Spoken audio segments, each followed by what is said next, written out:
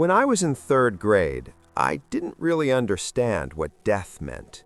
I was just a child who loved going swimming early in the morning with my father. Near our house, there was a pond. Every morning, my father took me there. We would swim, wash ourselves, and then return home. It was part of our daily routine. What I didn't know was that a man had died in that same pond.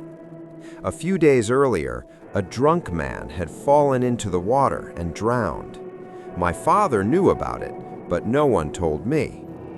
For 2 or 3 days, my father stopped taking me to the pond. I didn't ask why.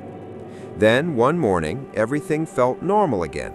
My father took me back to the pond. Other people were there too.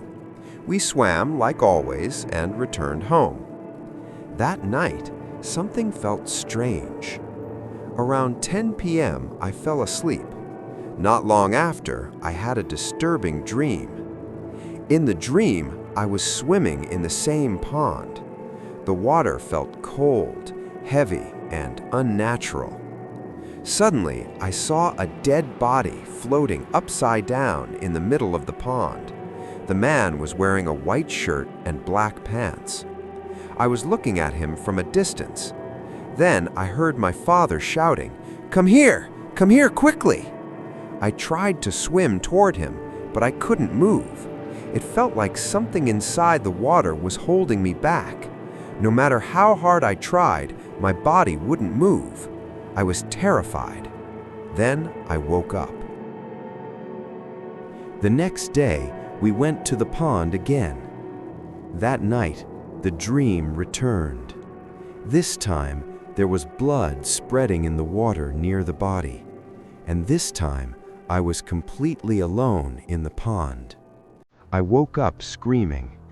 Fear started growing inside me, but I still didn't understand what was coming. On the third day, we went swimming again. The day passed normally.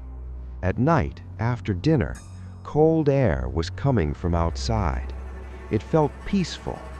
I sat outside the house and told my mother, "I'll come to sleep in a while." I don't know when I fell asleep. Suddenly, I felt the urge to use the bathroom. I was half asleep as I walked inside. While zipping my pants, my skin got stuck in the zipper. The pain woke me up completely. As soon as I turned around, a very tall man was standing behind me. I thought it was my father. I was just a child, and my father always took care of me. As I walked out of the bathroom, I said, "Dad, I'm going to sleep. Good night." The man replied in a deep, terrifying voice, "I am not your father." My entire body froze. When I looked at him carefully, he was holding an axe.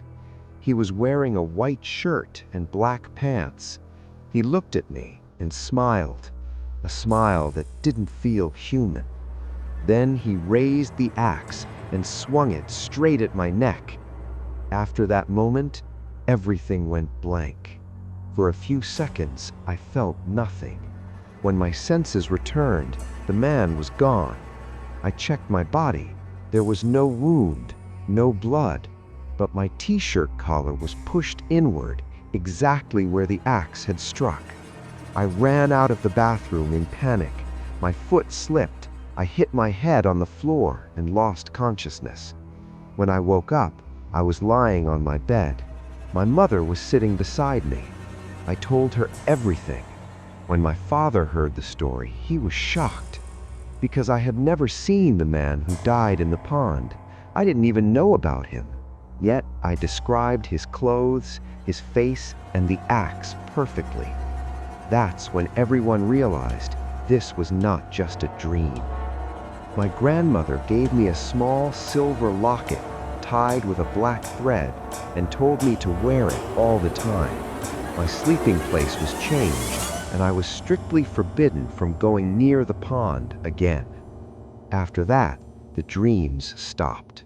The man never appeared again. But even today, when I close my eyes, it feels like he is still watching me from the water.